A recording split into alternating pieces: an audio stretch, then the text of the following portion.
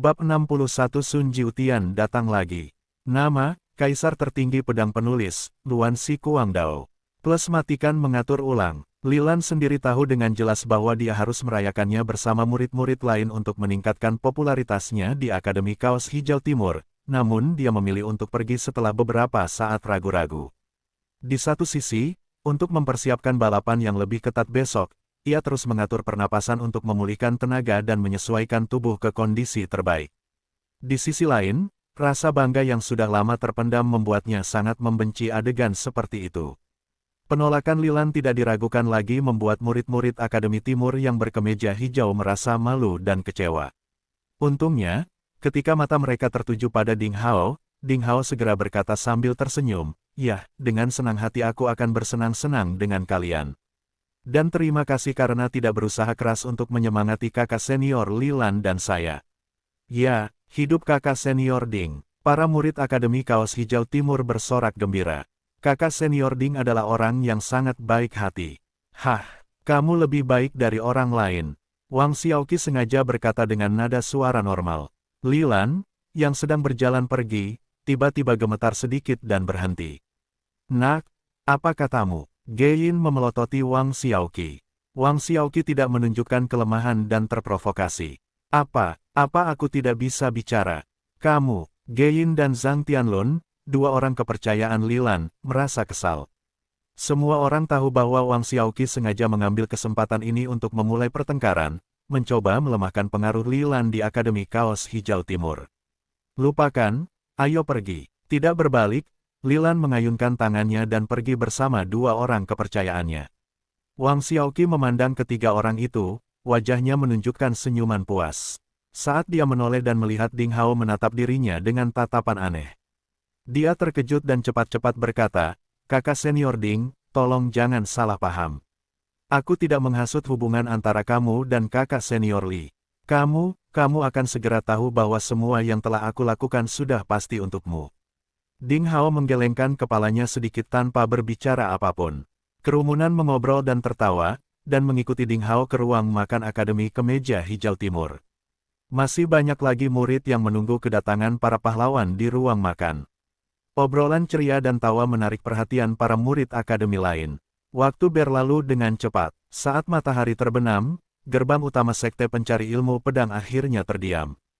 Setelah menghabiskan lebih dari 4 jam di ruang makan bersama murid-murid Akademi Timur yang berkemeja hijau, Ding Hao menemukan alasan untuk meninggalkan ruang makan dan menyesuaikan suasana hati. Berjalan di jalan setapak yang tenang dengan deretan pepohonan dan merasakan semilir angin sejuk di malam hari yang bagaikan tangan nyaman sang kekasih, Ding Hao mau tak mau merasakan ribuan emosi. Sebulan yang lalu, dia baru saja lulus SMA di dunia. Sekarang, dia telah menjadi murid luar biasa sekte ini di daratan yang jauh berbeda dari bumi dalam hal waktu dan ruang. Meskipun dia merindukan kehidupan sebelumnya, Ding Hao menemukan bahwa dia lebih menyukai identitas dan kehidupan saat ini dan dia telah menerima semua masa kini dan mabuk. Tanah tanpa batas adalah dunia yang eksentrisitas dan penuh kemungkinan. Impian Ding Hao untuk menjadi peri pedang sejak dia masih kecil, di ruang tak terbatas ini, secara bertahap meluas dan dia telah melihat kemungkinan realisasinya. Entah bagaimana, pada saat ini, Ding Hao tiba-tiba teringat akan gadis misterius dan cantik, Xie Jiyu, yang pernah dilihatnya di sisi kolam pembersih pedang, terutama saat gadis itu keluar dari kamar mandi. Ketika dia mengenakan jubah besar dan muncul di depan Ding Hao, dia sangat cantik. Matanya seperti mata air di gunung di musim gugur dan ekspresinya yang seperti gadis membuat semua hal di dunia menjadi hitam dan putih. Terutama matanya yang indah, telah tertanam dalam di benak Ding Hao. Kemana dia pergi? Bagaimana kabarnya sekarang? Dan Ding, gadis kecil yang dewasa sebelum waktunya, bagaimana kabarmu sekarang? Pikir Ding Hao diam-diam. Di dunia iblis ini, nasib suku manusia sangat berat dan sulit. Laki-laki hanya bisa hidup di balik tembok kota yang kuat. Setelah kedua gadis itu gagal direkrut oleh Sekte Pencari Ilmu Pedang, mereka hanya bisa kembali ke hutan belantara lagi. Hampir mustahil untuk bertemu mereka lagi. Sambil menggelengkan kepalanya, Ding Hao menghilangkan kesedihan di hatinya dan berhenti memikirkan gadis misterius itu. Berjalan di bawah bayang-bayang pepohonan berbintik-bintik, dia teringat saudara perempuannya, Ding Keer, yang anehnya hilang menurut ingatan yang digabungkan, dan dia teringat komitmennya kepada mantan pemilik tubuh ini. Setiap kali dia memikirkan hal ini, perasaan adanya hubungan darah sekali lagi akan memenuhi tubuhnya tanpa diragukan lagi. Apapun yang terjadi, aku harus menemukan KR kembali. Ding Hao mengepalkan tangannya dan tiba-tiba penuh dengan hasrat bertarung. Sejauh ini, rencana Ding Hao dilaksanakan selangkah demi selangkah. Kekuatannya meningkat pesat. Menurut tren ini, suatu hari, cepat atau lambat Ding Hao akan memiliki kekuatan yang cukup untuk keluar dari sekte pencari ilmu pedang, tidak takut akan ancaman monster, berjalan bebas di hutan belantara, dan pergi ke tanah selatan yang misterius untuk menemukan saudara perempuannya yang hilang, Ding Keer. Setelah menyelesaikan keinginan ini, Ding Hao akan melakukan perjalanan keliling dunia, menjelajahi dunia sihir, dan menjadi seniman bela diri terkuat di dunia. Dia akan melakukan perjalanan di darat dengan pedangnya, berjalan, dan bernyanyi. Saat menghadapi ketidakadilan, dia akan menghancurkannya dengan satu pedang. Itulah yang harus dilakukan oleh pria sejati yang berintegritas. Pikirannya berangsur-angsur menjadi jernih, dan semangat juang Ding Hao kembali menyala. Tekadnya menjadi kuat. Saat dia mencengkeram gagang pedangnya yang berkarat, dia mengambil keputusan. Aura Ding Hao, di bawah sinar bulan ini, disublimasikan. Saat itu, siapa? Ding Hao merasakan sesuatu, berhenti dan bertanya dengan waspada. Sesosok yang mengenakan kemeja putih perlahan berjalan keluar hutan di depan Ding Hao. Orang ini agak gemuk dengan mata besar dan alis tebal. Dia adalah Sun Jiutian, peringkat keempat dalam aliansi 7 terhormat dan merupakan saingan Ding Hao berikutnya. Di arena pada siang hari, pemuda jenius dari Akademi Pusat berkemeja putih yang telah dikalahkan oleh Ding Hao, setelah perawatan Liang Feixue dan Li Muyun, telah pulih sepenuhnya. Napasnya seperti biasa dan tidak ada tanda-tanda dia terluka. Sun Jiutian berdiri di seberang. Cahaya bulan menyinari wajahnya dan dia tampak sangat tenang. Ding Hao melihat ke segala arah. "Jangan salah paham," kata Sun Jiutian. Ada senyuman pahit di wajah Sun Jiutian. "Saya tidak menyangka bahwa saya benar-benar meninggalkan kesan buruk bagi Anda. Jangan khawatir, kali ini saya di sini untuk menemui Anda sendirian. Meskipun aliansi 7 yang terhormat bukanlah organisasi terkenal, setidaknya kami memiliki diri kami sendiri, harga diri dan keuntungan. Kami tidak akan pernah kesal dengan kegagalan di siang hari, dan berencana untuk menyergap sesama murid." Ding Hao sedikit mengangguk. Itu benar, meskipun murid-murid Akademi Pusat berkemeja putih sombong, Li Muyun dan Liang Feixue jelas bukan penjahat yang menyukai konspirasi dan plot. Orang-orang dari aliansi 7 yang terhormat semuanya sangat menawan dan memiliki harga diri masing-masing. Karena memang begitu, apa yang bisa saya bantu? Ding Hao bertanya pelan. "Saya secara khusus datang ke sini untuk meminta maaf kepada Anda." Sun Jiutian mengucapkan kata-kata yang mengejutkan. "Minta maaf padaku." Ding Hao tercengang. Sun Jiutian mengangguk dan terlihat tulus. "Ya, saya minta maaf kepada Anda atas tindakan provokatif dan kata-kata konyol di siang hari. Saya suka memainkan beberapa trik sebelum pertandingan untuk mengganggu persiapan lawan. Yang lain tidak tahu kekuatan Anda, tapi saya tahu bahwa Anda kuat. Sejak lotre telah diselesaikan, tindakan dan kata-kata saya di atas panggung hanya untuk mengganggu suasana hati Anda dan mempengaruhi kinerja Anda. Sayangnya, keinginan Anda kuat dan strategi saya gagal. Karena ini adalah strategi, saya harus meminta maaf kepada Anda setelahnya akhir kontes, terlepas dari menang atau kalah." Ada sedikit senyuman di wajah Ding Hao. Dia mengangguk dan berkata, "Dalam hal ini, saya menerima permintaan maaf Anda."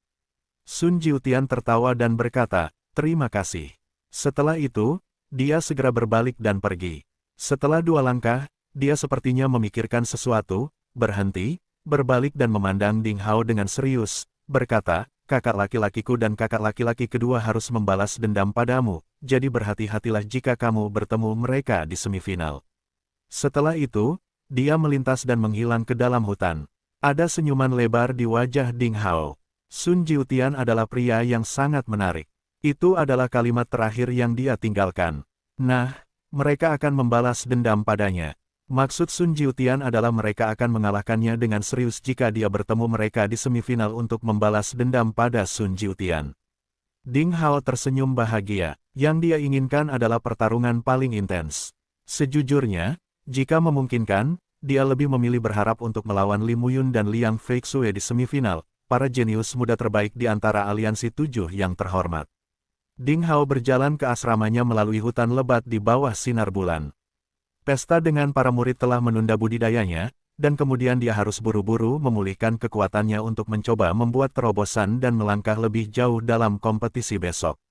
Namun, yang terlihat jelas bukanlah malam yang tenang, karena di jalan di depannya, ada seorang pria yang menunggunya. Bayangan pohon berbintik-bintik dengan cahaya pada lempengan batu biru yang bersinar. Lilan dan 2 orang kepercayaannya, di bawah sinar bulan, menghentikan jalan Ding Hao. Kami sudah menunggu lama, Lilan perlahan keluar dari bayang-bayang dan menatap Ding Hao. Ding Hao mendongak dengan tatapan bingung. Lilan, pemuda jenius dari Akademi Timur berkemeja hijau yang telah mempromosikan salah satu dari 7 petarung unggulan teratas, tidak meninggalkan kesan yang baik pada Ding Hao. Lilan menunjukkan perasaan feminitas, pandai merencanakan orang, dan dia serius, dan memandang rendah orang lain. Ding Hao tidak menyukainya. Meski begitu, Ding Hao tidak membenci Lilan. Bagaimanapun, keduanya adalah murid Akademi Kaos Hijau Timur. Penampilanmu sangat bagus hari ini, kata Lilan pelan. Ding Hao, sekarang aku telah memutuskan untuk memberimu kesempatan untuk mengikutiku, dan kamu akan mendapatkan segalanya. Ding Hao tertegun beberapa saat, dan dia tidak bisa menahan tawa. Mendapatkan segalanya. Kata-kata ini seperti janji-janji di kehidupan sebelumnya yang dibuat oleh para pemimpin Bita ketika mereka merekrut pengikutnya. Ding Hao dengan serius memandang Lilan di bawah sinar bulan. Lilan sepertinya tidak bercanda. Dia akhirnya berhenti tersenyum dan bertanya, apakah kamu serius? Lilan masih menjawab dengan sangat serius. Tentu saja, Anda sangat bagus. Saya sangat berharap Anda dapat bergabung dengan grup saya. Kami akan mengontrol Akademi Kaos Hijau Timur bersama-sama. Setelah 1 tahun, kami akan mengontrol semua murid sesi ini.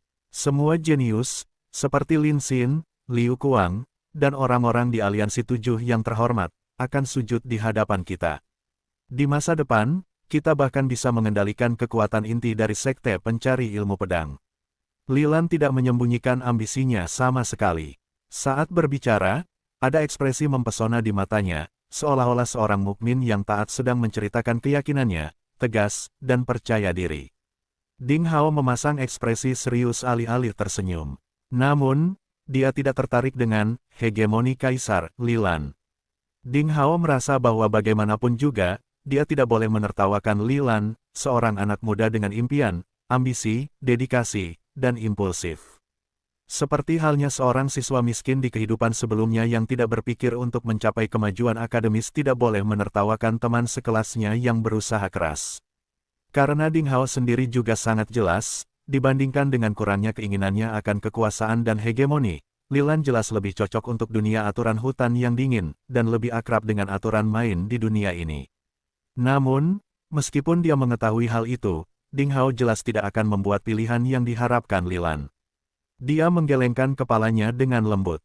Wajah Lilan berubah. Dia bertanya, Ding Hao, apakah kamu memutuskan untuk terus bertarung denganku seperti ini? Bertarung denganmu. Ding Hao menyentuh hidungnya dan tersenyum. Apa yang akan aku perjuangkan? Aku benar-benar tidak tertarik dengan apa yang kamu katakan. Beberapa orang menyukai kekuasaan, sementara beberapa orang suka menjadi pertapa tanpa tempat tinggal tetap, akulah yang terakhir.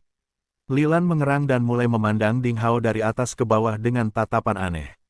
Dia mencoba mencari tahu apakah Ding Hao mengatakan yang sebenarnya atau membodohinya. Setelah beberapa lama, Lilan mengangguk sedikit. Sepertinya dia mempercayai apa yang dikatakan Ding Hao. Mungkin kamu tidak ingin bertengkar denganku, tapi naluriku memberitahuku bahwa cepat atau lambat, kita akan berdiri di sisi yang berlawanan. Lilan, di bawah sinar bulan, memiliki postur seperti seorang nabi. Dia pasti berkata, namun, kamu tidak akan menjadi lawanku, karena fondasimu terlalu lemah. Ding Hao terdiam. Mengapa Lilan, seorang remaja murung yang awalnya pandai membuat rencana, lambat laun menjadi penipu? Jangan ragu, apa yang kukatakan padamu benar. Konfrontasi pertama kita adalah pertempuran kepala akademi, setelah kompetisi 5 akademi. Lanjut Lilan, identitasku berbeda dari milikmu. Jadi aku akan menggunakan cara lain untuk menempati posisi pertama di akademi. Aku memilih untuk memberitahumu sekarang, sehingga kamu dapat melakukan persiapan dan dengan demikian kita dapat melakukan pertarungan yang adil. Pertarungan menjadi kepala akademi. Siapa kepala akademi itu? Ding Hao merasa tercengang. Kepala akademi tentu saja mengacu pada jabatan pertama akademi kita, ujarnya. Li Lan jelas tidak ingin menyembunyikan informasi. Menurut aturan Sekte Pencari Ilmu Pedang, setelah kompetisi 5 akademi dan ketika semua murid nominal yang baru direkrut sudah akrab satu sama lain, masing-masing akademi timur, selatan, barat, utara, dan tengah akan memilih yang paling banyak murid berbakat dan berkualitas di antara 400 murid untuk menjadi kepala akademi. Kepala akademi harus bertanggung jawab untuk mengatur tugas sehari-hari dan pengalaman alam terbuka semua murid. Dia juga memiliki kekuatan untuk mengalokasikan sumber daya sekte. Tanggung jawab eksternalnya adalah berkoordinasi dengan akademi lain. Bahkan sekte lain. Tidaklah berlebihan untuk mengatakan bahwa kekuatannya hampir setara dengan seorang guru yang bertanggung jawab. Itu jelas merupakan posisi menonjol yang membuat iri semua orang. Setelah mengetahui posisi dan kekuatan posisi pertama, apakah kamu juga bersemangat? Li Lan memandang Ding Hao sambil tersenyum. Ding Hao tersenyum, masih menggelengkan kepalanya tanpa ragu. Apa kamu tidak tertarik sama sekali? Li Lan sedikit terkejut. Aku sudah memberitahumu bahwa beberapa orang ingin menjadi pangeran, dan beberapa orang hanya ingin menjadi orang bebas. Akulah yang terakhir, Ding Hao berkata dengan tekad yang kuat. Li Lan menggelengkan kepalanya dan berkata, kamu berada dalam sebuah sekte dan kamu tidak mempunyai kendali atas dirimu sendiri. Kamu akan mengerti bahwa menjadi orang bebas pun tidak mudah. Di dunia ini, jika kamu ingin benar-benar bebas, kamu harus mempunyai kekuatan. Ding Hao juga menggelengkan kepalanya dan berkata, di depan pedangku, semuanya gratis. Li Lan berhenti sejenak tanpa menyangkal kata-kata Ding Hao dan melanjutkan. Alasan mengapa sekte kami dengan susah payah menyiapkan tes masuk, mengklasifikasikan daftar total murid nominal, membagi 5 akademi, menetapkan kompetisi antara 5, menetapkan kepala akademi, dan menetapkan penilaian berat, selain itu membangkitkan persaingan dan membangkitkan semangat para murid, adalah dengan memilih di antara generasi muda para pemimpin yang benar-benar memiliki kemampuan memerintah, kemampuan kepemimpinan, kemampuan strategis, kekuatan yang kuat, dan karisma pribadi. Hanya orang seperti itu yang benar-benar dapat memperoleh sumber daya sekte dan dapatkan metode budidaya terbaik. Oleh karena itu, dia akan menjadi orang kuat yang dapat memimpin sekte pencari ilmu pedang, mengendalikan nasibnya, dan membawa sekte kita ke tingkat perkembangan yang lebih tinggi. Orang bebas pada akhirnya akan ditinggalkan oleh sekte tersebut. Ding Hao tercengang. Dia tidak memikirkan hal itu. Setelah mendengar analisis Li Lan, Ding Hao tahu bahwa dia benar. Sekte pencari ilmu pedang telah melakukan banyak hal dalam pengembangan kekuatan baru. Melalui penilaian yang tak terhitung jumlahnya, seperti emas dan pasir, jelajahi emas asli, bedakan yang jenius dan yang biasa-biasa saja, lalu manfaatkan sebaik-baiknya. Para jenius sejati akan menguasai takdir sekte tersebut, dan orang-orang biasa-biasa saja harus mengikuti sekte tersebut. Hukum rimba, itulah hukum besi di benua ini. Jadi, meskipun Anda tidak ingin bersaing dengan orang lain, tetapi ketika Anda menunjukkan nilai dan keunggulan, sekte tersebut akan mendorong Anda ke jalan untuk bersaing dengan orang lain. Li Lan menyimpulkan, lebih sulit menjadi orang bebas daripada menjadi pemimpin. Anda harus memiliki kemampuan untuk bebas. Ding Hao, sejujurnya, Anda telah diikutsertakan dalam pelatihan kunci murid nominal oleh sekte tersebut, jadi kamu tidak bisa bebas. Yah, itu saja, kamu berperilaku baik. Dalam kompetisi denganmu, aku pasti tidak akan menunjukkan belas kasihan karena kita berada di akademi yang sama. Kamu akan menyesalinya. Setelah itu, Li Lan membawa kedua orang kepercayaannya dan berjalan pergi dengan tenang di bawah sinar bulan. Ding Hao menyaksikan ketiganya menghilang di akhir tamparan batu biru itu. Malam ini, Li Lan aneh. Dia telah mengatakan terlalu banyak hal yang tidak seharusnya dikatakan. Dia tidak hanya mengingatkan Ding Hao tetapi juga mengungkapkan beberapa informasi berguna. Jelas sekali, dia memiliki identitas yang luar biasa. Kebanyakan orang tidak akan tahu banyak. Li Lan malam ini bukanlah remaja feminin yang berpandangan jauh ke depan. Meskipun Li Lan agak aneh, Li Lan hari ini jauh lebih cantik daripada Li Lan yang suram.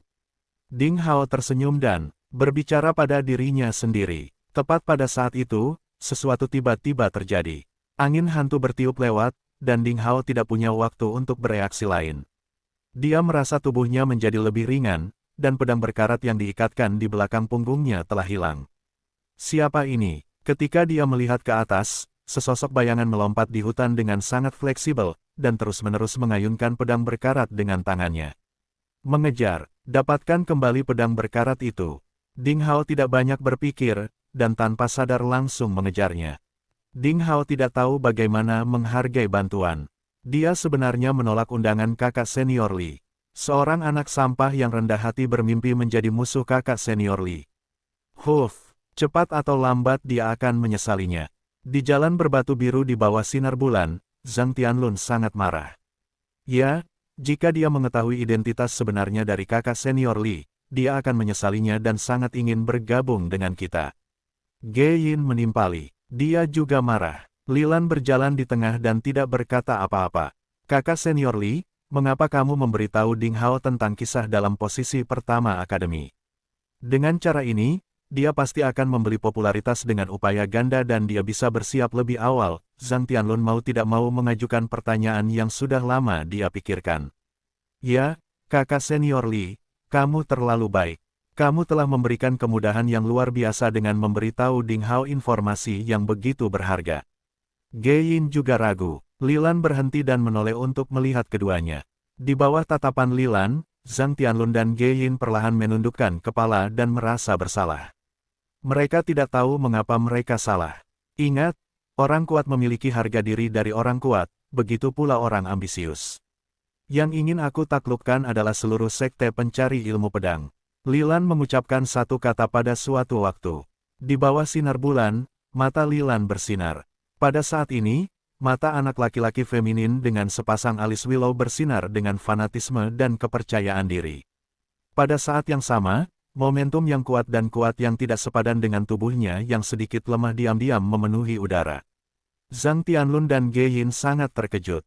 Entah bagaimana, di hadapan Lilan, untuk pertama kalinya, mereka terkejut dan harus mengangkat kepala untuk melihatnya. Saya, Lilan, harus bersaing secara adil dengan Ding Hao. Jika saya tidak bisa mengalahkan Ding Hao, orang yang sangat lemah, bagaimana saya bisa menaklukkan sekte pencari ilmu pedang yang kuat? Bagaimana saya bisa mengalahkan 8 sekte lainnya dan mendominasi provinsi salju? Lilan sepertinya menjawab pertanyaan kedua orang kepercayaannya dan berbicara sendiri juga. Suaranya, yang terdengar di hutan di bawah sinar bulan, sudah lama tidak menghilang. Angin bertiup kencang di samping telinganya dan pepohonan di kedua sisi dengan cepat berbalik arah. Untuk pertama kalinya, Ding Hao mengetahui bahwa dia, dengan mengandalkan kekuatan fisik saja, mampu berlari begitu cepat. Dia berlari 5 meter dalam satu langkah, dan dia mampu berlari 60 meter dalam 1 detik. Kecepatan itu telah melampaui sebagian besar keterampilan berlari tingkat manusia, tingkat rendah. Tepat di depan sosok hitam itu, tapi jaraknya selalu 20 meter. Sejauh ini, Ding Hao belum melihat dengan jelas siapa yang mengambil pedangnya yang compang camping dan berkarat, atau bahkan apakah bayangan itu adalah manusia atau binatang. Bayangan itu terlalu fleksibel, itu seperti monster monyet yang terbang di antara pepohonan. Ding Hao gagal menghitung sudah berapa lama dia mengejar. Lereng landai di depannya telah berubah menjadi jalan pegunungan yang terjal dan terjal. Tebing muncul di kedua sisi jalan. Pepohonan, kuno dan hutan batu yang menjulang tinggi mulai bermunculan. Di bawah tubuh Ding Hao, Ki di perut bagian bawah bergerak, menderu dan melonjak di lintasan pertama saluran tangan pertama Shaoyin, dan di antara bukaan, laut kesadaran, dan sungai kehidupan, Ki berputar dengan kecepatan 21 putaran per detik, terus memberikan kekuatan baru bagi Ding Hao. Setengah jam telah berlalu, namun jarak antara Ding Hao dan bayangan itu tidak semakin pendek. Ding Hao mengerutkan kening dan akhirnya merasakan ada yang tidak beres. Dia memperlambat langkahnya. Dia tidak bisa mengejar lagi. Seorang pria tidak berdiri di samping tembok yang berbahaya. Hal ini aneh. Mungkin itu adalah rencana yang melawannya. Tidak perlu mengambil risiko untuk pedang berkarat yang diambil dari tumpukan sampah dan terlalu nyaman untuk diganti. Tiba-tiba, bayangan di depan menghilang di malam hari. Setelah mengamati, Ding Hao mendapati dirinya sedang terburu-buru dan tiba-tiba sampai di area kedua dari gerbang sekte pencari ilmu pedang, sebuah area tebing yang terkenal dengan bahaya dan keindahannya yang luar biasa. Hanya ada sedikit orang di sini, dan hutannya dalam dan terpencil, diselimuti lapisan kabut seperti kain kasa. Di bawah sinar bulan, tempat itu sangat sepi dan terpencil. Sepertinya ada nyanyian binatang buas di lembah dalam di bawah tebing di kejauhan. Angin malam terasa dingin dan seakan mampu menyayat pipi orang. Malam yang larut adalah hal yang paling mungkin membuat orang merasa tidak aman. Tanpa ragu, Ding Hao berbalik dan berjalan kembali. Saat itu, "Hei, anak kecil, kenapa kamu begitu penakut?" Sebuah suara ketidakpuasan dan ejekan tiba-tiba terdengar di telinga tanpa peringatan. Ding Hao sangat terkejut, rasanya seperti mendapat pukulan keras di hatinya. Saat itu, Ding Hao merasa kakinya seperti pegas. Dia melayang setinggi 4 atau 5 meter dan menghindar ke satu arah.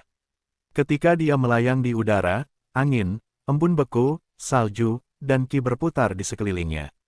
Dia telah berjaga-jaga, baru pada saat itulah dia berbalik untuk memeriksa apa yang terjadi. Tempat di mana dia sebelumnya kosong, bahkan tidak ada hantu yang terlihat. Apa yang terjadi? Apakah aku sedang membayangkan sesuatu?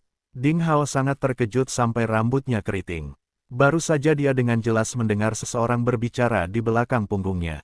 Di mana orangnya? Hei, si kecil cukup cepat. Tepat ketika Ding Hao terkejut dan tidak yakin, suara sebelumnya terdengar jelas di belakang kepalanya lagi. Leher belakangnya bahkan bisa merasakan nafas dingin pria yang berbicara itu. Brengsek, Ding Hao terkejut dan melontarkan slogannya di kehidupan sebelumnya. Lalu, dia dengan mudah mengayunkan tangannya. Segera, rasa dingin mulai muncul di udara. Ratusan kepingan salju es yang berkilauan, tembus cahaya, dan tajam menari-nari dan meledak ke segala arah. Namun, siapa yang menyangka telapak tangan ini masih tidak mengenai apapun. Wahahaha, kamu tidak bisa menangkapku, kamu tidak bisa menangkapku.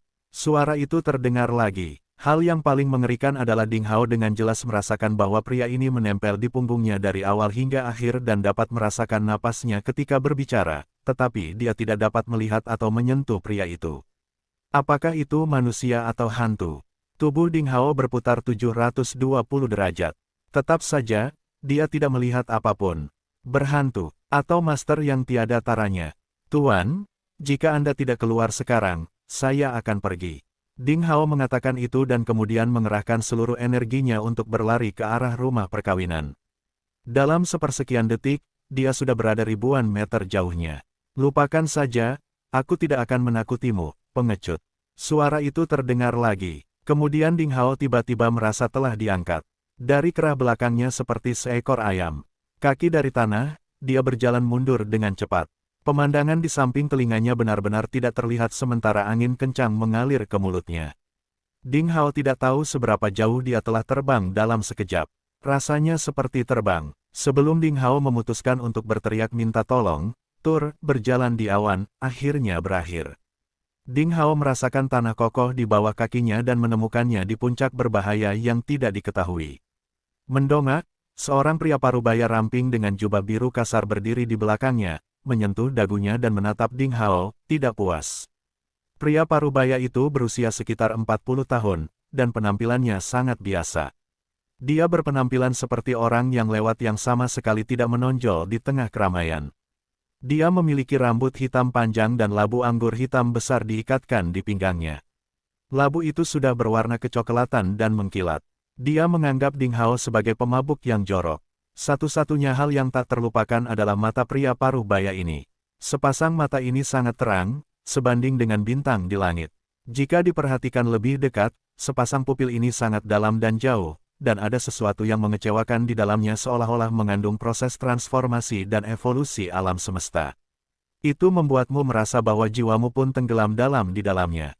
Ding Hao bahkan menyadari bahwa pedang berkarat yang hilang dengan santainya dimasukkan ke pinggang orang ini. Ternyata sosok berkulit hitam yang merampas pedangnya yang berkarat dan membawanya sampai ke tempat terpencil itu adalah pemabuk jorok parubaya di hadapannya. Orang ini sengaja membawaku ke sini. Dikombinasikan dengan hal-hal sebelum dan sesudah, Ding Hao langsung terjamin. Dia melihat sekeliling dengan hati-hati dan mendapati dirinya berdiri di atas platform di puncak sebuah puncak yang sepi.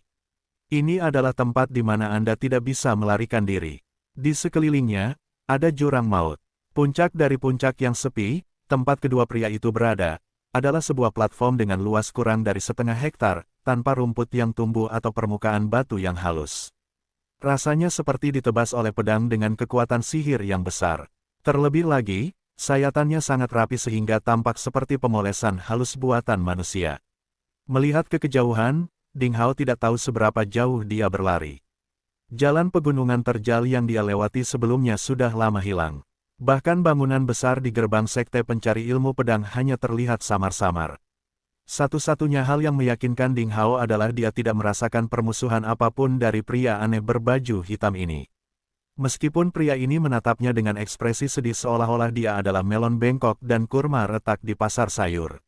Lebih penting lagi, Ding Hao menemukan bahwa dilihat dari gaya kemeja linen birunya, pria aneh berbaju hitam ini juga seharusnya berasal dari sekte pencari ilmu pedang.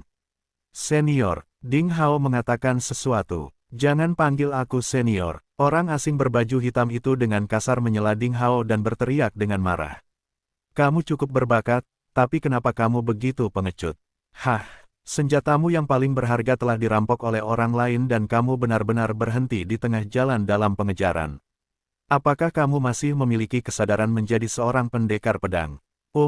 Ding Hao menggaruk kepalanya dengan kerutan kecewa. Brengsek **T, kesadaran pendekar pedang apa? Dia berkata dalam hatinya, bagaimana aku tahu kamu tidak jahat? Untuk tumpukan sampah yang mengambil pedang patah untuk mengambil risiko. Hanya orang bodoh yang melakukan hal seperti itu. Lihat ini kamu, aku tidak akan mentolerir orang yang meringis. Mencakar, cabul, pengkhianat, banci. Di mana kamu bahkan mirip dengan laki-laki. Wajah pria berbaju hitam itu memerah karena kesal seolah sedang memarahi putranya, dan sepertinya tidak pernah berakhir. Akhirnya, dia benar-benar memasang ekspresi yang mengatakan bahwa dialah ayah kandungnya dan meludahkan air liurnya kemana-mana. Ding Hao bertahan tanpa cemberut. Orang-orang yang berada di bawah atap harus menundukkan kepala. Kekuatan yang ditunjukkan oleh pria itu jelas bukan kekuatan yang bisa disaingi oleh Ding Hao saat ini. Dia mungkin lebih baik berperan sebagai pengecut dulu. Dia akan menunggu sebentar dan mencari tahu apa yang ada di dalam ramuan pria itu. Little Chap Ding, katanya, sungguh sial. Kamu mungkin lupa melihat almanak sebelum pergi keluar malam ini dan bertemu orang gila. Dalam pikirannya, Master Pedang, yang tetap terdiam untuk waktu yang lama tertawa dengan sombong dan tanpa perasaan. Dasar angsa bodoh. Sungguh lelucon yang patut ditertawakan. Jika nyawa Little Chap Ding dalam bahaya, kita berdua akan mati. Kamu pelit sekali. Pantas saja kamu disebut Master Pedang tercela. Sabre Master mengabaikan gambaran, gadis cantik, yang dia coba ciptakan dan melompat berdiri dan memarahinya. Kamu ingin bertarung. Seorang pemabuk kecil dan orang gila di alam Martial King. Dan kamu bermaksud memberitahuku bahwa aku akan takut padanya. Marah, Master Pedang menunjukkan kekuatan pria berbaju hitam. Ding Hao menghirup udara, pakar realem Raja Bela Diri.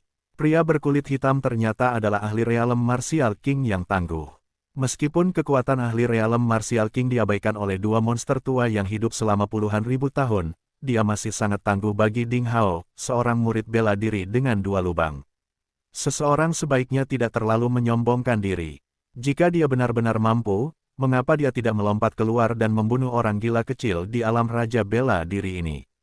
Saber Master tahu bahwa Master Pedang tidak mempunyai cara lain kecuali serangan verbal, namun dia tidak ragu untuk mengungkapkannya.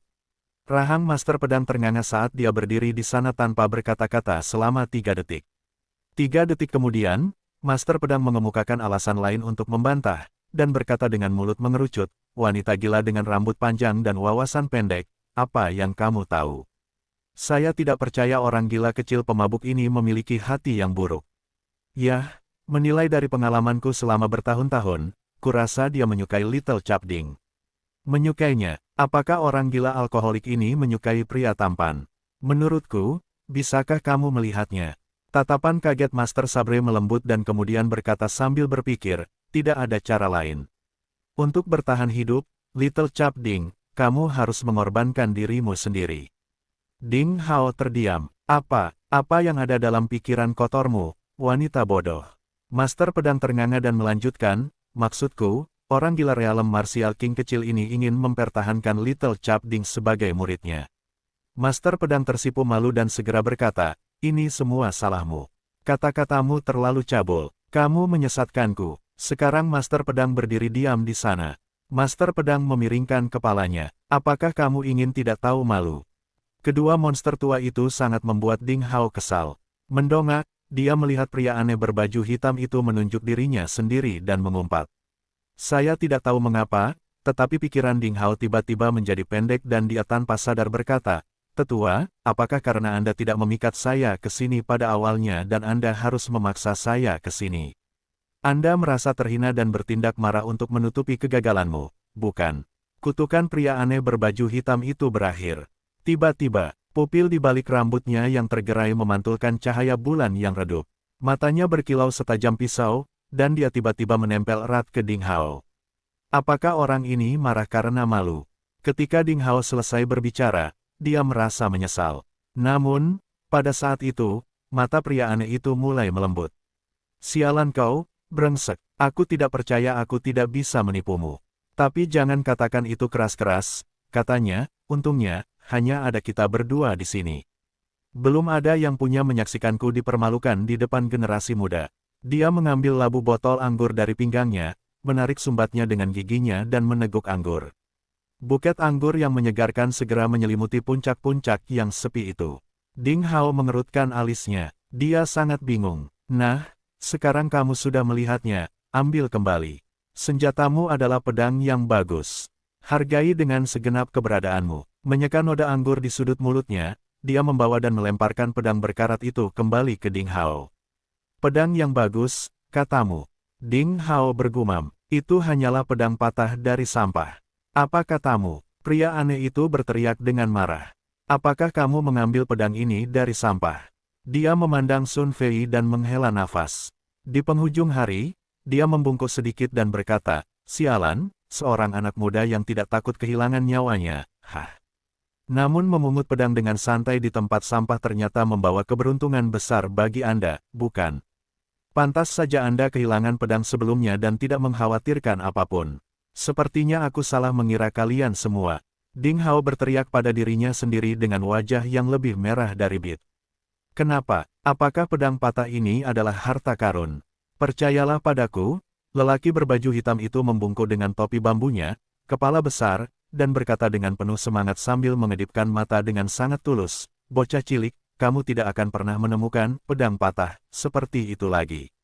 Hah, jadi pedang berkarat ini benar-benar harta karun. Ketika Ding Hao mendengar ini, dia mencengkeram pedang berkarat itu lebih erat dan memeriksa setiap alur kecil dan potongan logam dengan hati-hati. Pedang berkarat ini memang diambil oleh mantan Ding Hao dari tumpukan sampah, ditutupi bintik-bintik karat merah dan retakan seperti jaring laba-laba, yang seolah-olah pecah sewaktu-waktu. Dari segi penjualan, meskipun dijual sebagai besi tua, tidak akan ada yang membelinya. Selain itu, Ding Hao menganggapnya nyaman dan tidak mudah pecah, jadi dia menggunakannya sebentar. Dia tidak pernah berharap itu menjadi harta karun, atau menjadi tangguh bahkan di mata Master Realem Martial King. Yah, karena itu adalah penilaian dari pembangkit tenaga listrik Realem Martial King, mungkin pedang berkarat ini benar-benar sebuah harta karun. Ding Hao menyeringai dan dengan hati-hati menyarungkan pedang berkarat itu sebelum mengikatnya di belakang punggungnya. Kedua orang itu berdebat sebentar dengan usil seperti itu. Kemudian, untuk beberapa alasan yang tidak diketahui, Ding Hao tiba-tiba merasakan keintiman di antara mereka. Intuisinya selalu benar. Mengapa Anda secara khusus membawa saya ke sini, tetua? Ding Hao tergagap. Jangan banyak bicara. Pria itu jelas tidak mau bicara banyak. Dia melambaikan tangannya dengan tidak sabar, lalu mendongak dan meneguk anggur lagi. Dia secara ajaib mengeluarkan panci hitam dan lusinan bahan serta beberapa kayu. Kemudian, dia melemparkannya ke tanah. Setelah berlari setengah hari dan memarahi setengah hari, aku haus dan lapar. Bisakah kamu memasak? Dia bertanya, masakan makanan untukku dulu. Ding Hao bingung lagi. Namun, setelah berpikir sejenak, Ding Hao segera menyingsingkan lengan bajunya dan mulai menyiapkan makanan. Setengah jam, kemudian, di peron Lonely Peak, tercium aroma harum di udara. Yo, aku tidak menyangka kamu adalah juru masak yang hebat. Cepatlah, Apakah makan malam sudah siap? Apakah makan malam sudah siap? Orang asing berpakaian Cian memandang Ding Hao dengan heran. Di luar dugaan, anak tersebut memiliki kemampuan memasak yang baik. Dia seperti kucing yang mencium bau ikan. Aromanya yang menggoda meningkatkan nafsu makannya. Dia tidak bisa menahan air liurnya dan berulang kali mendesak Ding Hao. Semuanya adalah hidangan sayur. Nah, jika ada 2 hidangan daging lagi, tidak apa-apa. Ding Hao mengambil sesendok sup dan berkata dengan sedikit penyesalan. Itu mudah dilakukan. Orang asing itu tersenyum dan mengulurkan tangannya. Kekuatan dahsyat yang tak terlihat menyembur keluar dan jatuh ke tebing. Seketika, auman binatang buas datang. Bang, bang, pada saat berikutnya, seekor beruang raksasa dan babi hutan yang kuat dengan rambut seperti jarum baja terbang dari tebing dan jatuh di depan Ding Hao. Kedua binatang ini adalah penguasa ganas di gunung yang dalam dan beratnya lebih dari 1 ton. Jika dia bertemu salah satu dari mereka, Ding Hao harus melarikan diri. Namun mereka semua ditangkap oleh orang asing yang sepertinya sedang menggendong 2 ekor anak ayam. Selain itu, diambil dari tendangan voli di bawah tebing yang kedalamannya beberapa meter. Ding Hao tertegun dengan mulut terbuka lebar. Sial, apakah ini kekuatan ahli realem Martial King? Sulit dipercaya, itu adalah kekuatan abadi. Melihat ekspresi Ding Hao, orang asing itu jelas sangat puas, dan dia bahagia, tetapi dia berpura-pura tidak peduli. Dia sangat sederhana, dan berkata, "Hei, jangan beribadah seperti ini. Itu sangat mudah. Apa yang kamu lakukan? Pergi dan masak makan malam." Ding Hao bangun. Untungnya, dalam ingatan akan infus, mantan Ding Hao memiliki anatomi dan keterampilan membersihkan yang sangat kaya, ditambah dengan beberapa keterampilan memasak dari bumi. Ding Hao menggunakan kinya untuk memadatkan pisau es tajam di telapak tangan dan mulai membedahnya, 2 binatang buas dengan tidak tergesa-gesa. Tidak ada air untuk membersihkan daging hewan di sini. Ding Hao mengerutkan kening. Orang asing itu melambaikan tangannya dan sekelompok api biru muda berkedip-kedip setinggi 2 meter, seperti awan, dan kemudian tetesan air hujan turun. Saat itu hujan deras, dan langsung membersihkan beruang raksasa dan babi hutan yang telah dibedah Ding Hao secara menyeluruh. Sialan, Ding Hao tertegun sekali lagi. Apakah lelaki tua itu adalah Raja Naga di bumi? Apakah hujan disertai gelombang dia? Kekuatan ahli realem Martial King terlalu kuat dan mengerikan. Bisakah dia mengendalikan cuaca dan mengubah lingkungan? Hah, tidak perlu heran. Orang gila pemabuk kecil itu awalnya adalah tubuh dari sistem air dan metode budidayanya juga termasuk dalam sistem air. Setelah mencapai alam raja bela diri, sangat mudah baginya untuk turun hujan dalam jumlah kecil, area. Master pedang meremehkan dalam pikiran Ding Hao. Tetapi metode pemabuk dalam mengendalikan ki itu halus. Menarik, Master pedang jarang memuji. Master pedang terdiam, dan jarang sekali dia tidak membantah hal ini. Ding Hao bahkan lebih terkejut lagi.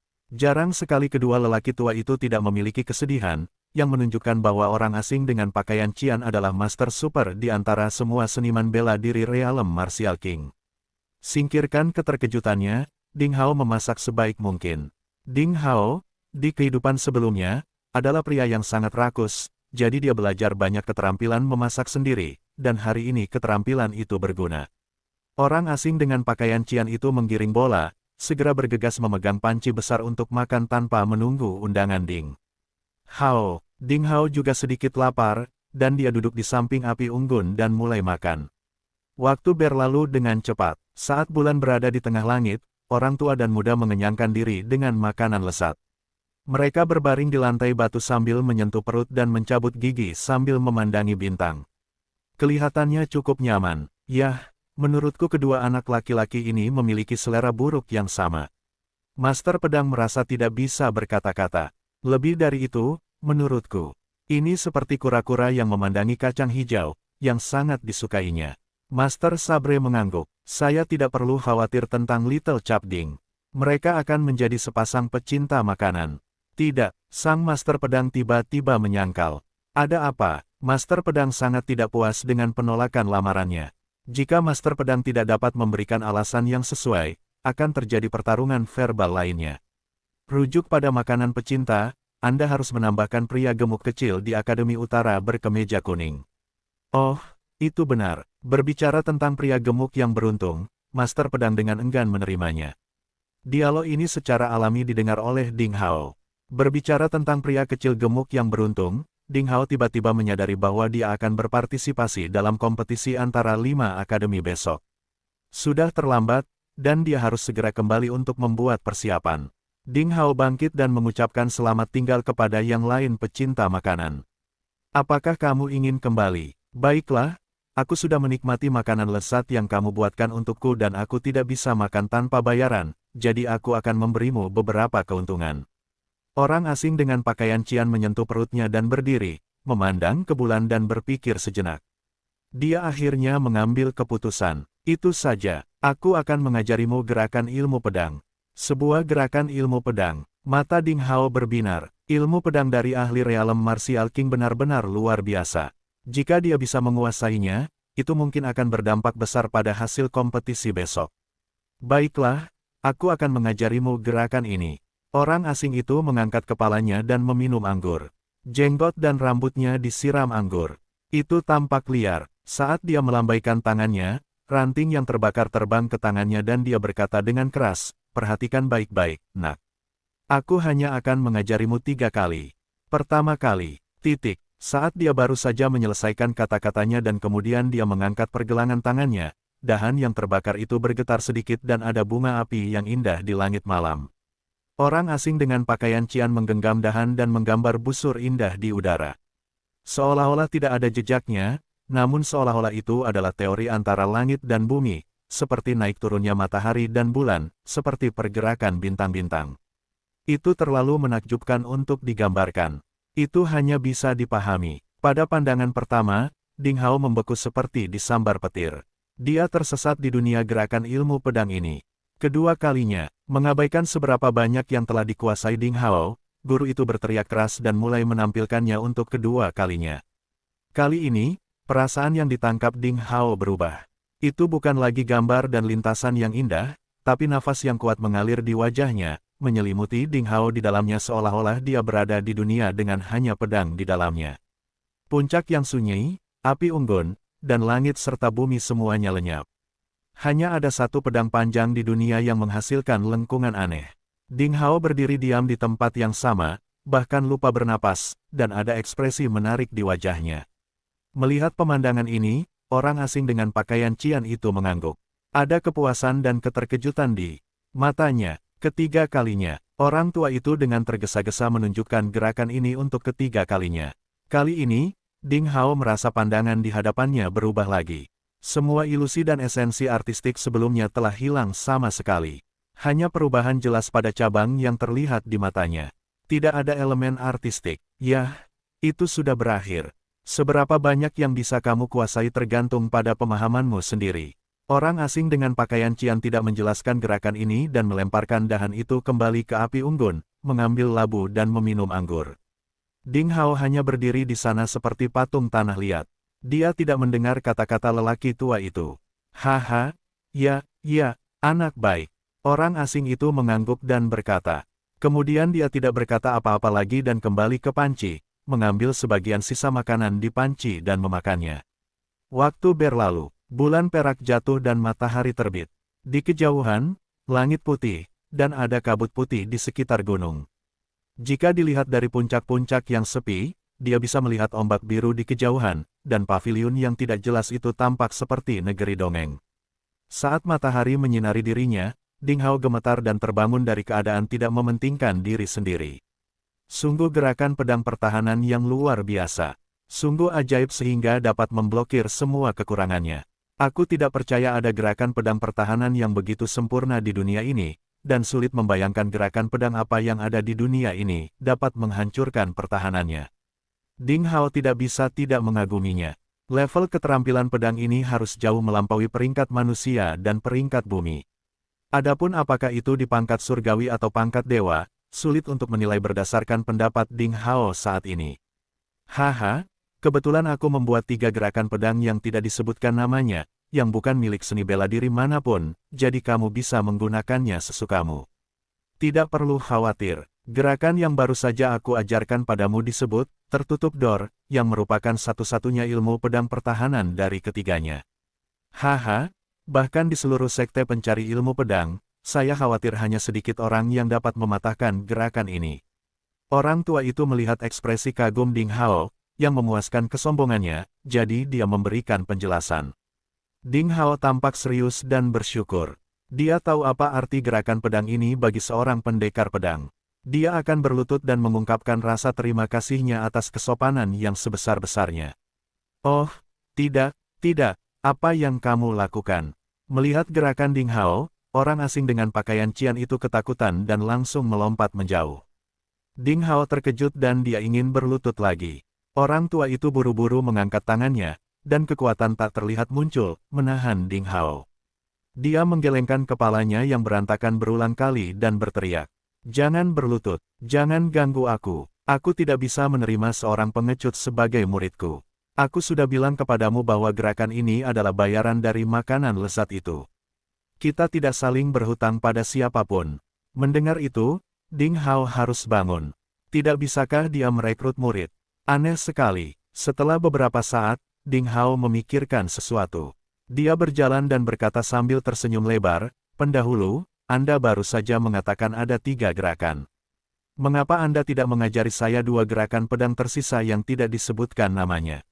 Orang asing dengan pakaian Qian memutar matanya, menatap ke arah Ding Hao, dan akhirnya tertawa bahagia. "Wah nak, kamu rakus banget.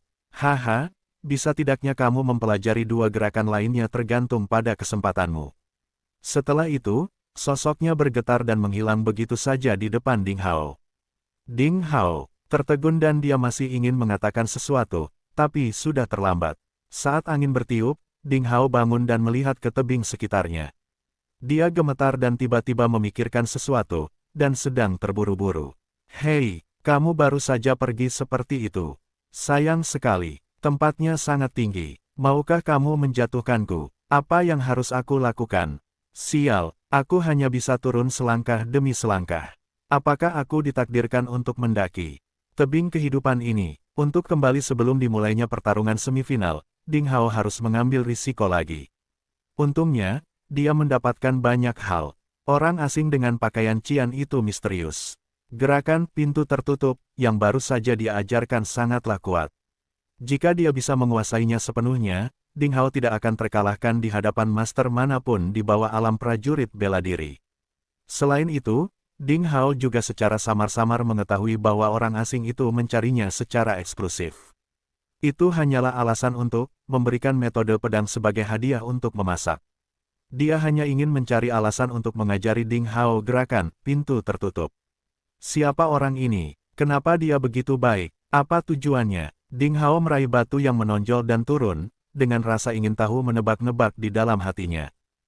Matahari merah menyala perlahan muncul dari sisi timur gunung. Hari ketiga kompetisi kelima akademi ini tentu menjadi yang paling seru. Karena hari ini tidak hanya babak semifinal yang akan dimainkan, tetapi final juga akan dimainkan untuk menentukan siapa pemain pertama di 5 akademi tersebut. Kompetisi pertama, yang mempunyai pengaruh luas terhadap nasib murid nominal tahun ini, akan berakhir hari ini. Banyak orang datang ke arena pertama distrik latihan senjata di pagi hari untuk memilih posisi menonton terbaik, sehingga mereka bisa melihat konfrontasi sengit para remaja berbakat dari jarak dekat. 2 jam sebelum babak semifinal, seluruh distrik latihan senjata sudah ramai. Seiring berjalannya waktu, semakin banyak orang di sekitar arena pertama. Selain murid nominal, ada juga murid sebelumnya, murid luar, murid dalam, tamu, pedagang asongan yang menjual biji melon dan air manis, serta masyarakat dari berbagai kalangan. Arenanya ramai dan ramai seolah sedang menunggu festival akbar. Waktu berlalu dengan lambat dan cepat. Ada 90 menit tersisa sebelum semifinal. Aliansi 7 terhormat di Akademi Pusat berkemeja putih, Lin Xin dari Akademi Utara berkemeja kuning, Ren Xiaoyao, pecinta makanan, dan para jenius muda lainnya semuanya muncul di hadapan orang-orang. Merekalah yang menjadi fokus dan pusat perhatian hari ini. Apa yang terjadi? Saya tidak melihat Ding Hao. Mengapa kakak senior Ding belum datang? Kakak senior Ding Hao, kamu di mana? Di antara 7 besar, hanya Ding Hao yang tidak muncul, yang menyebabkan perhatian dan spekulasi beberapa orang. Para murid perempuan yang tidak sabar untuk menghargai rahmat Ding Hao berteriak dengan cemas. "Zhang Fan, Wang Xiaoqi dan murid-murid lain dari Akademi Kaos Hijau Timur juga dengan cemas mencari Ding Hao. Saya tidak tahu kemana perginya kakak senior Ding. Setelah saya bangun pagi ini, saya belum pernah melihatnya. Sebagai teman sekamar Ding Hao, Zhang Fan dan Wang Xiaoqi berkali-kali ditanya tentang keberadaan Ding Hao. Mereka hanya bisa menjawab seperti itu. Apakah anak ini takut dengan perkataan Li Muyun kemarin, sehingga dia tidak berani mengikuti kompetisi? Guru yang bertanggung jawab dengan lidah yang tajam, Wang Juefeng menyentuh rahangnya, sambil berpikir berkata pada dirinya sendiri, dia pengecut. Dia sekali lagi membuat kesal orang lain. Kata-katanya memicu banyak pendukung Ding Hao untuk memelototinya. Jika pria berlidah tajam itu tidak mengenakan setelan murid generasi ketiga, dia pasti sudah dipukuli oleh para remaja. Silakan 7 murid teratas ke tempat istirahat dan bersiap untuk pengundian. Suara wasit menyebar dengan kinya yang kuat, mengaburkan keributan di distrik latihan senjata, dan itu terdengar di telinga semua orang. Apa yang harus kita lakukan? Mengapa kakak senior Ding belum datang? Apakah kita harus abstain? Para murid Akademi Kaos Hijau Timur merasa cemas. Lilan juga terkejut dan dia berpikir, Ding Hao bukanlah orang yang pemalu. Dia tidak akan pernah mengalami demam panggung karena perkataan Li Muyun. Apa yang menundanya? Di sela-sela kata-kata tersebut, suara desakan wasit terdengar untuk ketiga kalinya. Kecuali Ding Hao, 6 murid lainnya telah datang ke tempat peristirahatan yang ditetapkan khusus hari ini, menunggu lotre. Apakah Ding Hao, raja popularitas, akan abstain? Di panggung tontonan, saya tidak menyangka Ding Hao adalah seorang pengecut. Apakah dia tidak berani datang untuk bertarung? Lucky, salah satu pembawa acara kompetisi, tidak bisa menyembunyikan suasana hatinya yang gembira. Dia tertawa dan berkata, jadi, hasil perjudian kita telah tiba. Saya khawatir 500 gram Tai Stardust dari Junior Brother Cheng akan menjadi milik saya. Adik Lu, jangan hitung ayammu sampai menetas. Cheng Fei mencibir, tapi dia sedikit cemas. Apa yang terjadi dengan Ding Hao? Kenapa dia belum muncul? Dia masih belum muncul sampai sekarang. Jelas dia meremehkan persaingan 5 akademi. Yin Yifei dengan dingin mendengus dan mengetuk meja, berkata, saya mengusulkan untuk mendiskualifikasi Ding Hao. Posisinya digantikan oleh Liu Kuang dari Akademi Selatan berkemeja ungu. Lucky tertawa dan berkata, oke, saya setuju. Ketiganya adalah ketua kompetisi antara 5 akademi. Selama keduanya setuju, bahkan jika Cheng Fei, yang mendukung Ding Hao, menentang, itu tidak membantu situasi. Setelah kualifikasi Ding Hao dicabut, itu berarti hasil perjudian antara ketiga orang tersebut telah tiba, 500 gram Tai Stardust akan menjadi milik mereka. Cheng Fei belum berbicara. Leng Yixuan, orang penting lainnya, yang matanya tertutup sebelumnya, membuka matanya dan menggelengkan kepalanya, berkata, tidak, tunggu. Wajah Yin Yifei dan Lucky tiba-tiba berubah. Meskipun mereka semua adalah murid inti, status Leng Yixuan jauh lebih tinggi daripada mereka, jadi perkataannya lebih penting. Yin Yifei berkata dengan tidak berdamai, kakak senior Leng, kamu bukan salah satu ketua kompetisi, aku khawatir kamu tidak punya hak untuk memberi perintah. Mata Lucky berbinar, benar sekali, Leng Yixuan adalah murid berpangkat tinggi di generasi inti dari murid generasi ketiga. Dia adalah orang yang menepati janjinya. Mereka seharusnya menentangnya, namun, Leng Yixuan bukanlah salah satu pemimpinnya, jadi perintahnya tidak dapat dibenarkan karena dia tidak punya hak untuk berbicara. Sudah kubilang, tidak, Leng Yixuan mengabaikan kata-kata Yin Yifei, menutup matanya lagi, dan nadanya acuh tak acuh, tapi dia sangat sombong dan mengancam. Jika kalian tidak menerimanya, kalian berdua bisa mencobanya. Kamu, Yin Yifei dan Lucky hampir meledak. Dia benar-benar biadab dan tidak masuk akal. Saat itu, kamu tidak perlu berdebat. Masalahnya sudah terpecahkan, kata Cheng Fei sambil tersenyum dan matanya cerah. Karena dia telah melihat itu di antara kerumunan di kejauhan, Ding Hao buru-buru bergegas. Dia kotor seolah baru saja keluar dari sampah. Yin Yifei mendengus saat melihat Ding Hao dan tidak mengatakan apapun. Cheng Fei mencibir di dalam hatinya. Hufmu tidak bisa mengubah fakta. Untungnya, Ding Hao ada di sini hari ini. Jika dia benar-benar didiskualifikasi, kakak senior Leng mungkin akan memaafkanmu, tetapi monster tua, King Shan, yang sangat menghargai Ding Hao, akan mengupas kulitmu. Kakak senior Ding akan datang. Seseorang di antara kerumunan itu berteriak kegirangan, seluruh distrik latihan senjata itu seperti panci minyak yang agak panas yang ditaburi segenggam garam, yang tiba-tiba mendidih.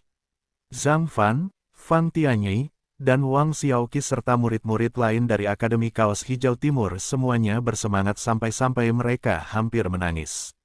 Mereka tidak punya waktu untuk menanyakan apa yang terjadi padanya. Kerumunan segera berpisah agar Ding Hao mencapai laut peristirahatan secepat mungkin. Bahkan kakak senior Ding tertutup debu, dia masih terlihat sangat tampan. Di tengah kerumunan, mata seorang murid perempuan hampir berbentuk hati. Setelah wasit memastikan bahwa pria kotor itu benar-benar Ding Hao, bel berbunyi dan mereka segera mulai melakukan pengundian. Di mata publik, hasil pertandingan diumumkan dan dicatatkan di loh batu. Lilan dari Akademi Timur yang mengenakan kemeja hijau vs Liang Feixue dari Akademi Pusat yang mengenakan kemeja putih. Li Muyun dari Akademi Pusat berkemeja putih vs Feng Xingjun dari Akademi Pusat berkemeja putih. Ding Hao dari Akademi Timur berkemeja hijau vs Lin Xin dari Akademi Utara berkemeja kuning. Ren Xiaoyao dari Akademi Kemeja Kuning Utara, selamat tinggal. Melihat nama pecinta makanan sekali lagi muncul di undian tanpa lawan, hampir semua orang menjadi gila, bahkan Ren Xiaoyao sendiri sangat terkejut. Tidak punya lawan, dia lagi. Bagaimana? Apakah pria gendut itu benar-benar anak takdir, pria super beruntung yang bahkan membuat iri surga? Apakah itu masuk akal? Dia tidak memiliki lawan selama 3 kali. Saat orang lain berjuang keras, dia bisa dengan mudah masuk semifinal, memakan kaki ayamnya. Ya Tuhan, kami memerlukan sambaran petir untuk membunuh bajingan ini. Tatapan semua orang yang memandang pria gendut itu seolah-olah mereka sedang menonton biksu Tang perjalanan ke barat, memikirkan apakah mereka bisa seberuntung dia jika mereka bisa mengambil sedikit dagingnya. Wah, hahaha, aku sudah tidak punya lawan lagi, ya, aku harus merayakannya dengan makanan enak. Pria gendut itu menangis dan tertawa, lalu terbang menuju ruang makan. Kerumunan orang di platform tontonan tercengang. Urutan pengundian kompetisi ini sangat adil dan tidak akan pernah ada trik apapun. Itu hanya menunjukkan bahwa dia memang pria super beruntung yang lebih beruntung dari siapapun. Anak ini maskot, saya harus lebih memperhatikannya. Semua orang besar di platform tontonan sedang berpikir. Mereka tahu ada orang seperti dia di dunia ini. Mereka sangat beruntung karena tidak perlu bekerja keras dan mendapatkan kesempatan yang cukup baik untuk menjadikannya seorang ahli. Bel berbunyi lagi. Kehebohan yang ditimbulkan oleh para pecinta makanan berangsur-angsur mereda. Kemudian penonton memfokuskan pandangannya pada 6 kelompok lainnya. Pertandingan Lilan melawan Liang Feixue dimulai lebih dulu. Itu pertarungan sesungguhnya antara naga dan harimau. Lilan, master kaos hijau dari Akademi Timur, yang memiliki mata sipit yang indah dan sosok langsing, telah menunjukkan kekuatan besar dalam beberapa kontes terakhir. Teknik telapak tangannya yang sangat indah dan memudar sungguh menakjubkan dan menakutkan. Awalnya, Liang Feixue tidak terkenal di aliansi 7 yang terhormat sampai dia mengalahkan Liu Kuang, Kuang gila, yang gila dan terkenal di Akademi Selatan berkemeja ungu. Kekuatan Liang Feixue tidak dapat dipahami dan diukur. Nafasnya sekuat pegunungan, jadi dia adalah salah satu orang yang berjanji untuk menjadi pemimpin akademi dari 5 akademi tahun ini. Kedua jenius itu berdiri di arena yang sama. Tidak diragukan lagi, akan terjadi pertarungan sengit. Ayo, kakak senior, Liang, jangan sopan pada banci dari Akademi Timur yang berkemeja hijau. Para murid dari Akademi Pusat berkemeja putih berteriak liar untuk menyemangati Liang Feixue. Kakak senior Li akan menang. Hentikan keajaiban. Liang Feixue, yang disebut selebriti di 5 akademi, hanyalah pengikut Li Muyun. Sekarang dia bertarung melawan kakak senior Li, keberuntungannya akan berakhir. Para murid tidak mau menunjukkan kelemahan, bersorak untuk Lilan.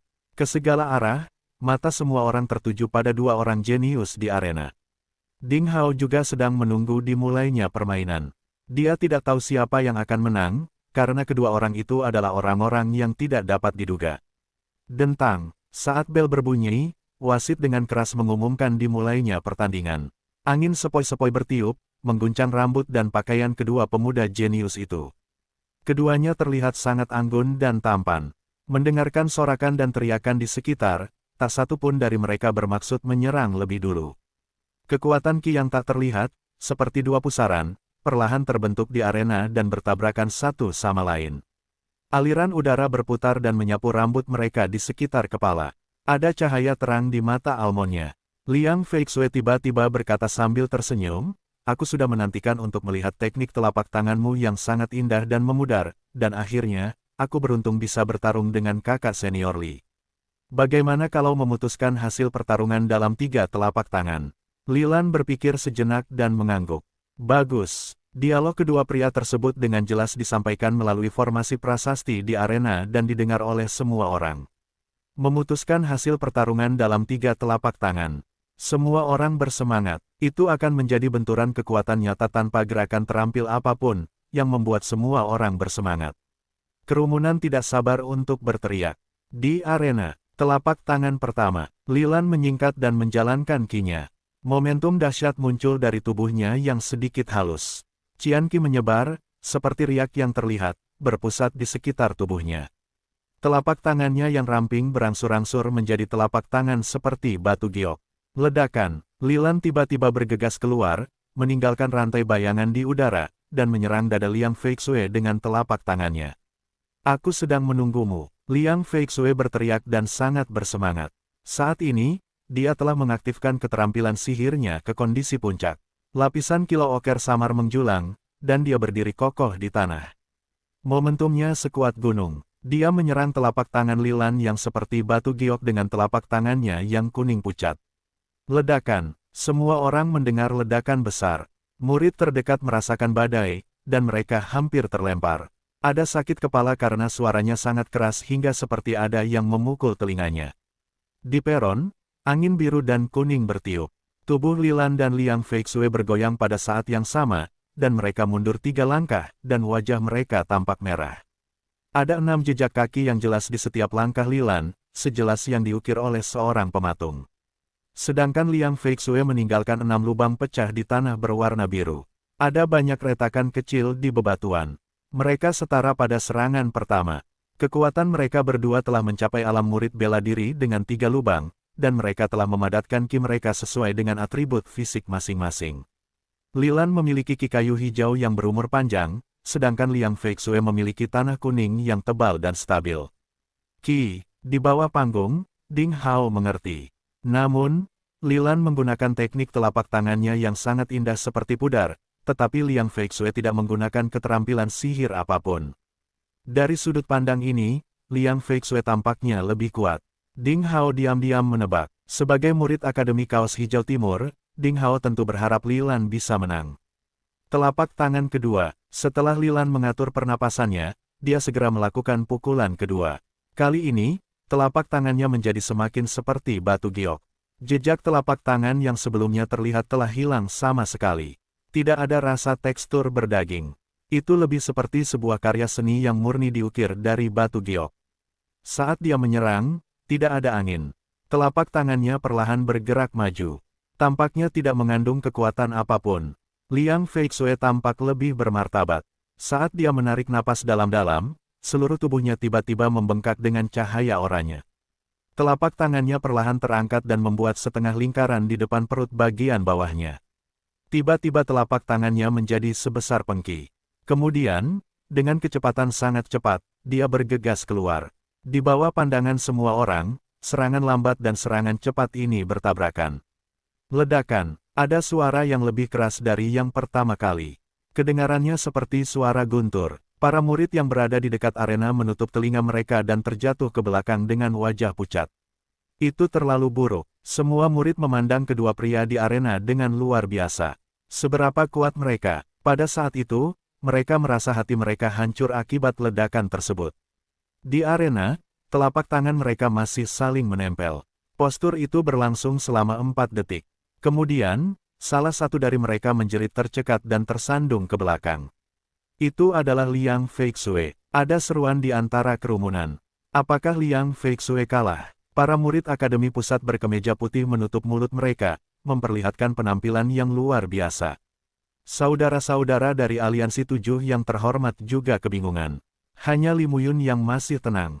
Dia menghentikan Wu Chen, adik ketiganya dan mania bela diri, yang hendak bergegas ke arena. Tidak ada yang tahu apa yang dia pikirkan. Apakah Liang Feixue kalah? Ding Hao juga terkejut, tetapi entah bagaimana, dia merasa segala sesuatunya tidak sesederhana itu. Akankah pemuda bermata almond, yang telah mengalahkan kuang gila itu dengan satu pedang, akan dengan mudah dikalahkan? Di arena, kau kalah. Lilan tidak merasakan ekstasi setelah menang. Pemuda langsing itu menatap lawannya dengan tenang seolah-olah dia mengatakan sesuatu yang tidak ada hubungannya dengan dia. Di seberang Lilan, terdengar suara air jatuh ke tanah. Itu adalah setetes darah di sepanjang ujung jari Liang Feixue yang jatuh ke batu. Akibat benturan keras tersebut, terdapat luka kecil di 10 jarinya. Darah keluar dari jari-jarinya. Selain itu, pembuluh darah di pergelangan tangan dan lengannya menjadi sangat tebal. Saya pernah mendengar bahwa teknik telapak tangan seperti pudar yang sangat indah dapat memotong baja dan batu giok. Teknik ini pantas mendapatkan reputasinya. Liang Feixue menatap telapak tangannya sendiri dan memuji dengan sepenuh hati, tapi dia tersenyum dan melanjutkan, namun, sepertinya aku bisa memblokir serangan darimu. Lilan mengerutkan kening, serangan lain akan menghancurkan tanganmu. Liang Feixue tersenyum pelan, aku sudah berjanji akan memblokir 3 serangan telapak tanganmu, jadi aku harus menyelesaikannya meskipun tanganku hancur. Lilan memandang dengan sangat serius pada anak laki-laki yang tenang, yang memiliki sepasang mata berbentuk almond dan sikap tegas. Setelah dia memastikan bahwa lawannya tidak bercanda, Lilan mengangguk meskipun dia masih bingung dan berkata, saya tidak akan menunjukkan belas kasihan. Kamu tidak perlu melakukannya. Liang Feixue tersenyum. Lilan menghirup udara segar dan, dengan cepat menggerakkan jari-jarinya untuk membentuk gerakan lambang yang rumit di depan dadanya, seperti bunga teratai putih yang sedang mekar. Warna seperti batu giok yang awalnya ada di telapak tangannya perlahan menyebar ke pergelangan tangan hingga lengan bawahnya. Di saat yang sama, sedikit warna hijau muncul di telapak tangannya, seperti pembuluh darah. Itu adalah anomali ketika dia mengaktifkan teknik telapak tangan seperti pudar yang sangat indah dengan kinya sendiri. Di bawah peron, Ding Hao dengan tajam memperhatikan hal itu. Dia diam-diam terkejut. Teknik telapak tangan seperti pudar yang sangat indah dari Lilan telah mencapai tingkat puncak. Liang Feixue jelas tahu pukulan apa yang akan dia hadapi. Dia tampak serius dan menarik napas dalam-dalam, dan tiba-tiba, dia menekuk lutut. Pada saat yang sama, dia telah mengaktifkan kinya hingga batasnya. Cahaya kuning pucat di sekujur tubuhnya berangsur-angsur berubah menjadi oranye. Pada saat ini, kaki Liang Feixue sepertinya tertanam di tanah. Dengan tubuhnya sedikit condong ke depan dan rambut hitam panjangnya menari-nari tertiup angin, menutupi mata dan wajahnya, dia seperti raksasa yang ganas dan kejam. Di bawah panggung, apakah dia masih ingin bertarung? Kakak senior Liang gila, dia harus dihentikan. Kakak senior Liang tidak menguasai metode budidaya apapun, dan ini tidak adil. Jika banci dari Akademi Timur yang mengenakan kaos hijau tidak memiliki teknik telapak tangan seperti pudar yang sangat indah, dia pasti telah dikalahkan oleh kakak senior Liang. Itu terlalu berbahaya. Kalau terus begini, tangan kakak senior Liang akan hancur. Para murid dari Akademi Pusat berkemeja putih berteriak dengan cemas. Saudara-saudara di Aliansi 7 yang terhormat juga sangat cemas. Chen Sheng melompat dan hendak terbang menuju arena untuk menghentikan kompetisi yang sedang berlangsung. Namun sekali lagi dia dihentikan oleh Li Muyun. Suasana tiba-tiba menjadi tegang. Meskipun semua orang mengerti bahwa harus ada pemenang selama pertempuran, tapi saat ini, mereka semua merasa sedih untuk Liang Feixue. Telapak tangan ketiga, Lilan berteriak keras dan tiba-tiba bergegas keluar. Dan tubuhnya berputar liar dan bergerak menuju Liang Feixue. Ledakan, sosok Lilan memutar angin puyuh besar di udara. Kekuatan Qianqi seperti tentakel dan cambuk, membawa kekuatan yang kuat dan mengganggu aliran udara. Itu tampak indah dan mempesona. Liang Feixue mendongak dan mengaum. Dia telah mengerahkan seluruh kekuatannya.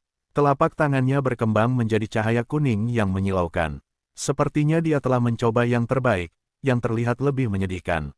Ledakan, kekuatan yang jauh lebih kuat daripada para murid nominal tiba-tiba saling bertabrakan. Bahkan prasasti yang diberkati oleh inskripsionis tingkat 4 pun terguncang. Semua murid merasakan tanah bergetar hebat.